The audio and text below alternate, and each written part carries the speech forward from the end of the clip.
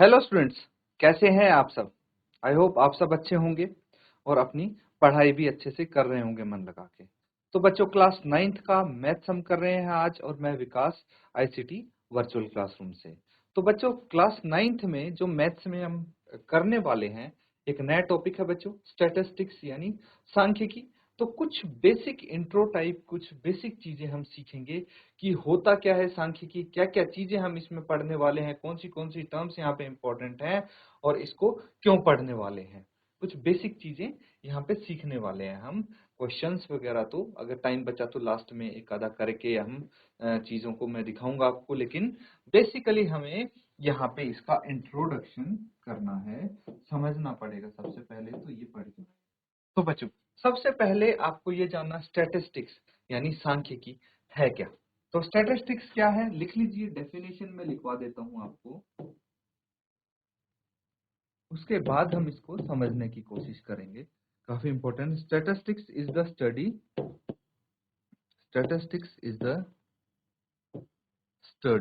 Of study of collection,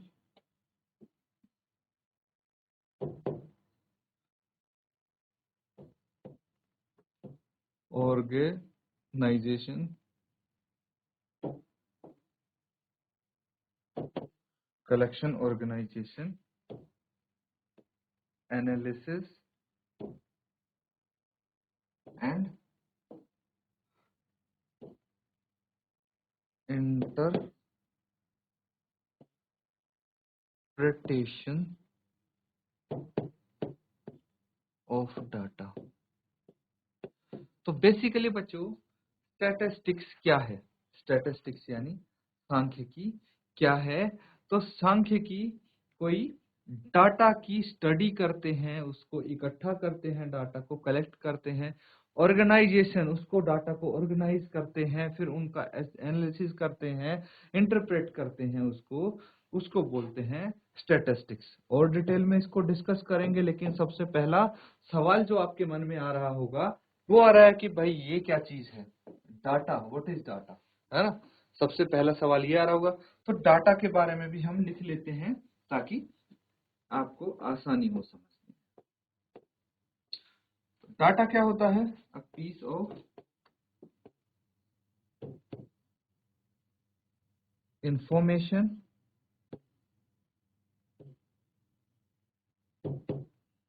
piece of information in the form of fact or figures,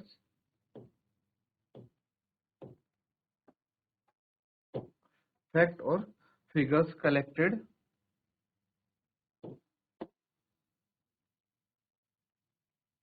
or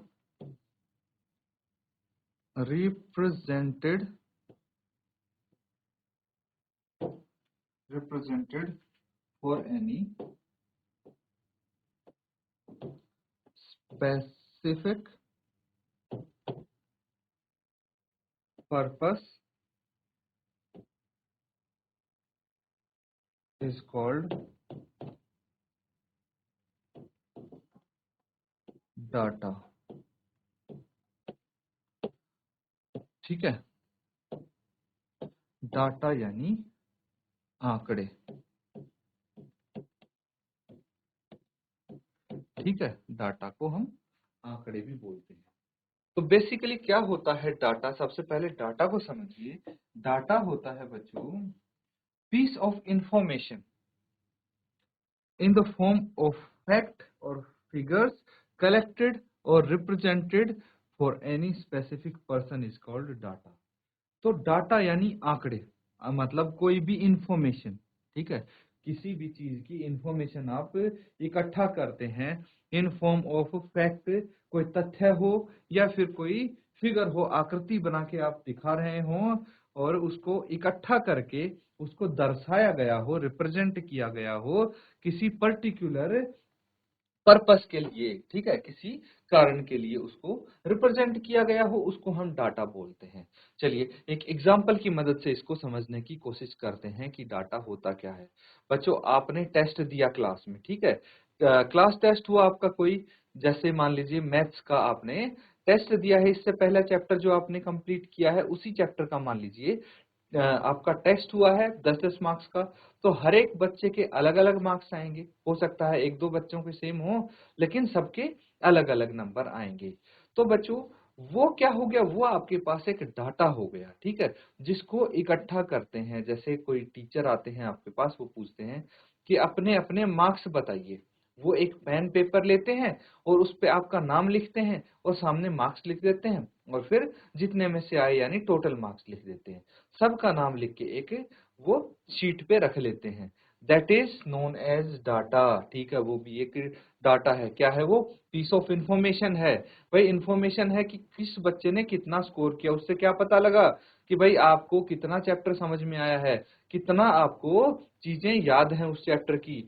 तो वो एक information है, और उसको उन्होंने क्या कर लिया, एक शीट पे रिप्रेजेंट कर लिया। दैट इज फैक्ट्स जो रिप्रेजेंट किया है, वो किसी भी पर्पस के लिए हो सकते हैं कि भाई आपके प्रिंसिपल सर को दिखाने के लिए वो शीट लेके जा रहे हों, या फिर आपके पेरेंट्स को दिखाने के लिए आपका जो डाटा है वो बनाया हो, या फिर कहीं बाहर कहीं भेजना होगा।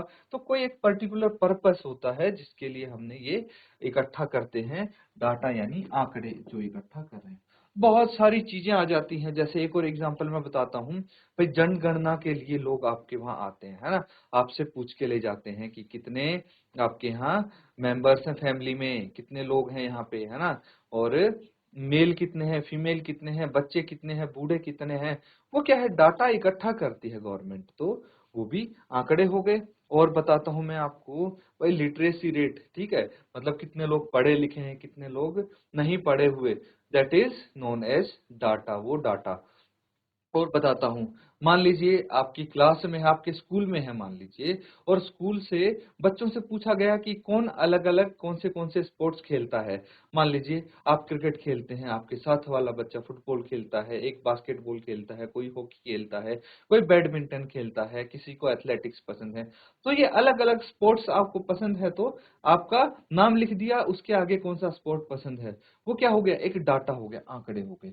तो यही चीज यहाँ पे मैं आपको बताने की कोशिश कर रहा हूँ कि डाटा होता क्या है बच्चों। सबसे पहले जब आप ये चीज समझेंगे तभी आपको पता लगेगा कि हम स्टैटिस्टिक्स में कर क्या रहे हैं, क्यों कर रहे हैं। सीधा हम क्वेश्चन करना शुरू कर देंगे तो काफी सारी चीजें आपके लिए गायब रहेंगी आपके माइंड से, कि भाई आपको डाउट आते रहेंगे चीजों में। इसीलिए बेसिक चीजें करना जरूरी है।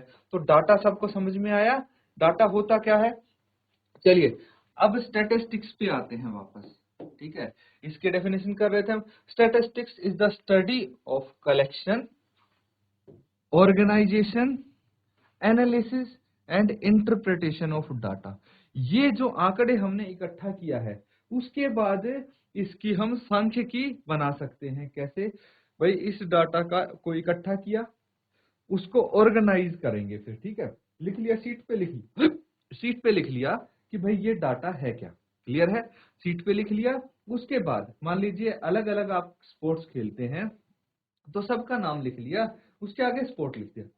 अब उस डाटा को पढ़ने में, मान लीजिए आपके पूरे स्कूल की स्ट्रेंथ है 500 बच्चे, ठीक है, 500 बच्चों का डाटा लिखा, बहुत सारे पेज भर जाएंगे उसमें, है ना, बहुत सारे पेज भर जाएंगे, तो उसको अलग अलग करके पढ़ने में तो बहुत टाइम लग जाएगा। तो इसीलिए उसको ऑर्गेनाइज भी करना जरूरी है। इस प्रकार से हम उसको ऑर्गेनाइज करेंगे कि देखने वाला देखते ही बता दे कि अरे वाह कितने अच्छे से मैं 500 बच्चों का डाटा विद इन भाई 30 सेकंड या 10 सेकंड के अंदर ही मैं पढ़ पा रहा हूँ 500 बच्चों का ये डाटा। तो इस तरह से ऑर्गेनाइज करते हैं हम। उसके बाद उसका एनालिसिस, ठीक है, डाटा को देख के हम ये एनालिसिस कर पाए कि हाँ भाई कितने बच्चे, मान लीजिए सबसे ज्यादा बच्चे क्रिकेट खेलते हैं, वो डाटा को देख के हम एकदम बता पाए। That is analysis. इंटरप्रिटेशन की उससे भाई क्या पता लगता है हमें कि भाई इस स्कूल में ज्यादा स्ट्रेंथ इन ऐसे वाले बच्चों की है, ये स्पोर्ट्स उनको पसंद है, तो वो इंटरप्रिटेशन हो गया। तो बस यही चीज हम यहाँ पे सांख्यिकी में, स्टैटिस्टिक्स में करने वाले हैं बच्चों। तो इसको आप देखिए, डेफिनेशन जो लिखी है नोट डाउन कर लीजिए, मैंने आपको समझाई है ये चीजें। थोड़ा सा इसको आप अच्छे से समझिए, नोट डाउन कीजिए, और कहीं किसी को डाउट है तो आप पूछ सकते हैं।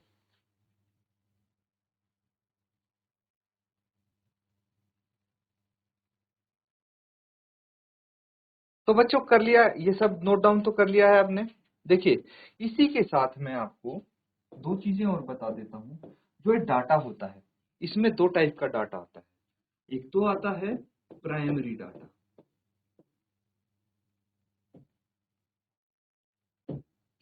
प्राइमरी डाटा, प्राइमरी डाटा यानी प्राथमिक आंकड़े, प्राथमिक आंकड़े हो जाते हैं। और एक आता है सेकेंडरी डाटा।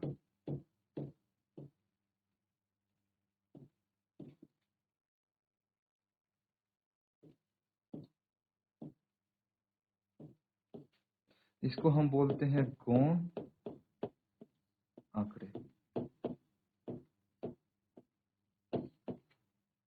अब ये क्या होता है बच्चों? देखिए, डाटा दो तरह से हम देख सकते हैं, कलेक्ट कर सकते हैं। एक तो प्राइमरी डाटा हो गया। अब सबसे पहले डिस्कस करते हैं प्राइमरी यानी प्राथमिक आंकड़े क्या होते हैं। प्राथमिक आंकड़े मतलब कोई भी पर्टिकुलर डाटा हम कलेक्ट करते हैं, ठीक है। हम डायरेक्ट सोर्स से डाटा कलेक्ट करते हैं। कोई हम उद्देश्य रख के अपने माइंड में वो डाटा कलेक्ट कर लिया हमने, सोर्स से डायरेक्टली हमने डाटा कलेक्ट किया है, that is known as primary data. और सेकेंडरी डाटा क्या होता है? सेकेंडरी डाटा वो होता है बच्चों जो कोई थर्ड पार्टी कलेक्ट करती है किसी सोर्स से, और उस डाटा को हम देख रहे होते हैं, that is known as secondary data.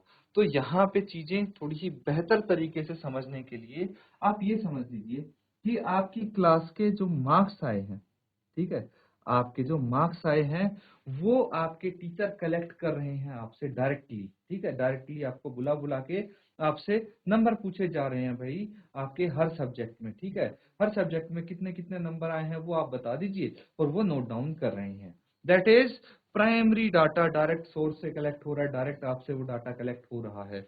लेकिन सेकेंडरी अगर हम डाटा की बात करें तो जैसे लिटरेसी रेट की बात करते हैं, लिटरेसी रेट, लिटरेसी रेट यानी कि भाई आपके घरों पे आते हैं, ठीक है, जो कर्मचारी होते हैं वो आते हैं गवर्नमेंट के लिए, आपसे डाटा कलेक्ट करते हैं, ठीक है, लिख के ले जाते हैं। और फिर वो डाटा मतलब किसी भी पर्पस के लिए यूज होता है। आप भी देख पाते हैं उस डाटा को कि भाई टोटल यहाँ पे हमारे स्टेट में कितनी लिटरेसी रेट है, कौन सी स्टेट में कितनी लिटरेसी रेट है, फिर कौन सी सिटी में ज्यादा लिटरेसी रेट है, कौन सी सिटी में कम है। तो ये क्या हुआ? ये सेकेंडरी डाटा हुआ, किसी थर्ड पार्टी ने, किसी वर्कर ने कलेक्ट किया है, और फिर आप इस डाटा को यहाँ पे देख रहे हैं, उनको एनालाइज करके और प्रॉपरली स्टैटिस्टिक्स बना के उसको प्रेजेंट किया गया है। तो ये क्या हो गया? प्राइमरी डाटा को भी हम प्रेजेंट अच्छे से कर सकते हैं, लेकिन फर्क ये होता है जो इनकी सोर्स होती है, कौन उससे कलेक्ट कर रहा है। एक तो डायरेक्टली आप कर रहे हैं, एक कोई थर्ड पार्टी सोर्स से कलेक्ट कर रही है, दैट इज सेकेंडरी डाटा। तो क्लियर है बच्चों? ये भी आप नोट डाउन कर लीजिए।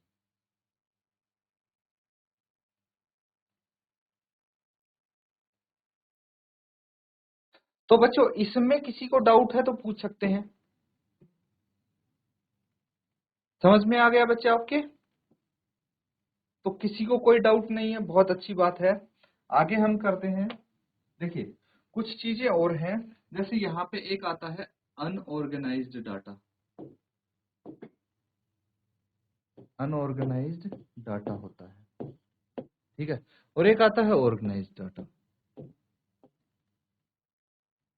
Organised data. अब क्या होता है अनऑर्गेनाइज्ड डाटा और ऑर्गेनाइज्ड डाटा, ये हम यहाँ से समझने की कोशिश करेंगे, ठीक है। और क्यों, कहाँ यूज होता है अनऑर्गेनाइज्ड और कहाँ ऑर्गेनाइज्ड डाटा का यूज होता है। तो देखिए, अनऑर्गेनाइज्ड डाटा होता है, इसको हम रॉ डाटा भी बोलते हैं। क्या बोलते हैं बच्चों? इसको रॉ डाटा बोलते हैं, रॉ डाटा बोलते हैं, ठीक है।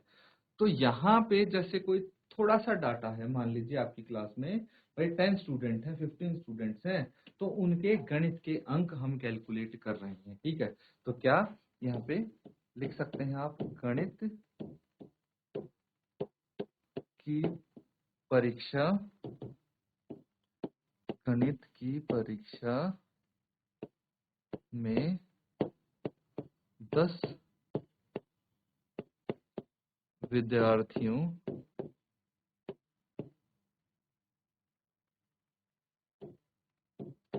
द्वारा प्राप्त किए गए अंक। तो मैं यहाँ पे ये लिखने की कोशिश करता हूँ कि भाई गणित की परीक्षा हुई और 10 विद्यार्थियों द्वारा प्राप्त किए गए अंक यहाँ पे हैं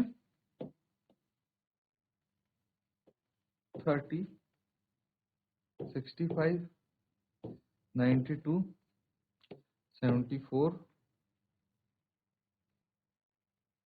24, 39, 47,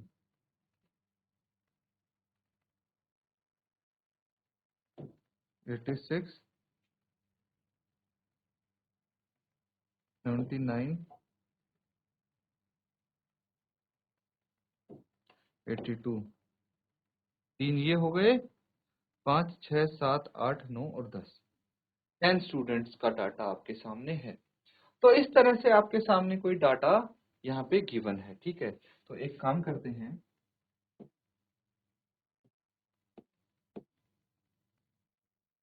ठीक है, थोड़ा मैं इसमें और बदलाव कर देता हूँ डाटा में। तो देखिए यहाँ पे ये क्या है, अनऑर्गेनाइज्ड डाटा है यहाँ पे, ठीक है, जिसको हम रो डाटा भी बोलते हैं। इस फॉर्म में आपको दिया होता है। तो जैसे भाई एक बच्चे के हैं 30 नंबर आए, ठीक है, एक के किसी के 65 आए हैं, किसी के 92, किसी के 74, किसी के 24, किसी के फिर 74, किसी के 47, किसी के 86, किसी के फिर 74, किसी के 82। तो यहाँ पे क्या हो रहा है, यहाँ पे भाई हमें ये डाटा समझने में समय लगने वाला है ना। तो इसीलिए अगर बहुत बड़ा डाटा होगा तो काफी दिक्कत हो जाएगी। मान लीजिए अगर 500 स्टूडेंट के मार्क्स यहाँ पे ऐसे अनऑर्गेनाइज्ड पड़े होते तो आपको वो डाटा एनालाइज करने में बहुत समय लगने वाला था, है ना। उस डाटा को देखने में समझने में बहुत समय लगता।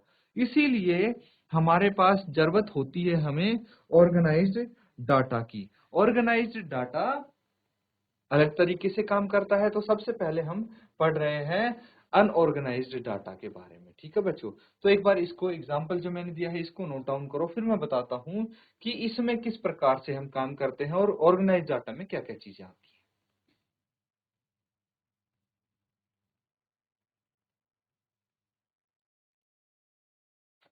तो बच्चों यहाँ पे आप ये समझ गए हैं, ये मैंने आपको नोट करने का समय दे दिया इसीलिए क्योंकि अब मैं बताऊंगा कि क्या डिफरेंस होने वाला है ऑर्गेनाइज डाटा में और अनऑर्गेनाइज डाटा में।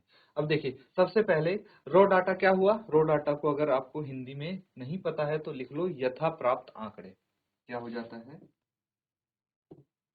यथा प्राप्त डाटा तो पता है आंकड़े, ठीक है।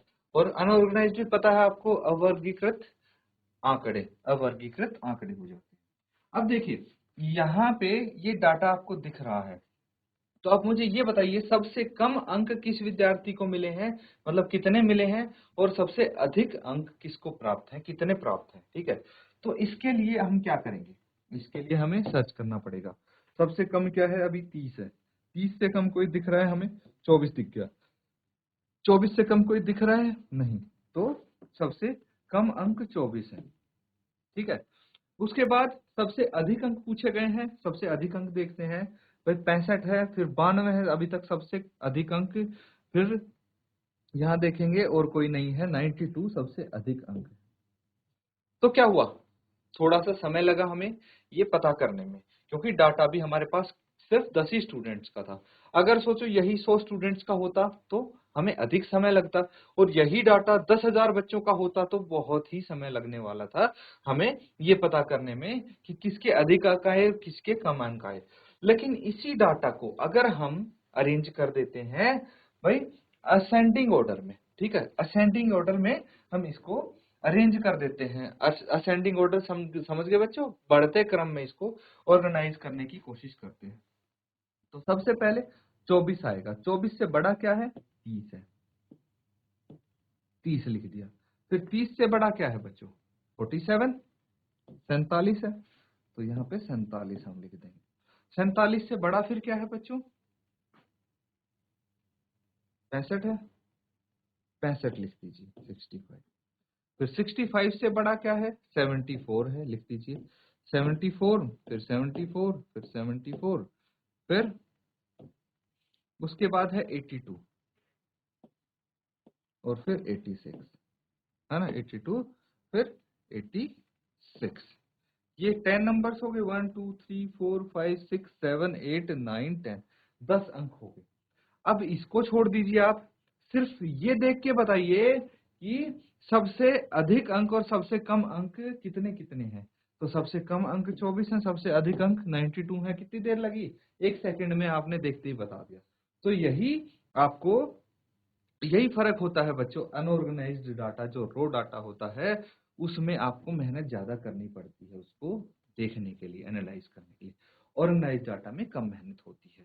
फिर उसके बाद फ्रीक्वेंसी एक टर्म आती है आपके सामने। क्या आएगी भाई? एक टर्म आएगी फ्रीक्वेंसी। ठीक है, बारंबारता इसको हम बोलते हैं। क्या होती है फ्रीक्वेंसी? भाई जितने नंबर ऑफ टाइम्स कोई अंक रिपीट होता है, जैसे भाई 74 मार्क्स 3 बच्चों के आए हैं। ठीक है, तो सबसे ज्यादा बार किसके मार्क्स आए यहाँ पे? भाई 74 मार्क्स आए हैं, तो इसकी 74 की जो फ्रीक्वेंसी है वो 3 हो गई। ठीक है, 3 बार रिपीट हुआ है। कोई अंक कितनी बार रिपीट होते हैं ये वो बताता है। और एक चीज और यहाँ पे समझ लीजिए, एक होती है रेंज, परिसर। रेंज या फिर परिसर। रेंज या फिर परिसर क्या होता है बच्चों? ये होता है जो अधिकतम अंक प्राप्त किए गए हैं बच्चों द्वारा। जैसे 92 है, उसमें से जो न्यूनतम अंक प्राप्त हुए हैं उनका जो डिफरेंस होता है उसको हम रेंज बोल देते हैं। जैसे 92 है, 92 में से 24 हम माइनस करके देखेंगे कितना आ जाएगा। यहाँ आ जाएगा 8 और ये 68 आ जाएगा। ठीक है, कितना आ जाएगा? 68। तो इसका जो परिसर है, रेंज है, वो 68।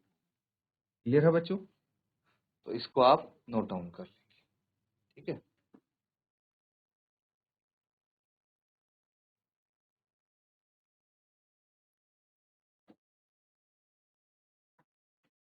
तो ठीक है बच्चों, कुछ हमने बेसिक चीजें सीखी हैं स्टैटिस्टिक्स के बारे में। अनऑर्गेनाइज्ड डाटा आपको पता लग गया क्या होता है। भाई ऑर्गेनाइज्ड डाटा जब आप पढ़ेंगे तो चाहे कितना ही बड़ा आपके सामने डाटा हो, वो जब ऑर्गेनाइज्ड डाटा देखेंगे तो आपको उसको एनालिसिस करने में, देखने में कोई प्रॉब्लम नहीं होगी। उससे जब सवाल पूछे जाएंगे कि भाई कितने बच्चों के सबसे अधिक मार्क्स आए हैं, कितने बच्चों के सबसे कम मार्क्स आए हैं, कितने आए हैं, आप ये सब बता सकते हैं। ठीक है, तो आपको ऑर्गेनाइज्ड डाटा के बारे में आगे पढ़ाया जाएगा। ठीक है बच्चों, इसको अच्छे से समझना है, पढ़ना है और आपको रिवाइज भी करते रहना है। इसी के साथ आज का सेशन यहाँ पे एंड करते हैं। Thank you and have a nice day.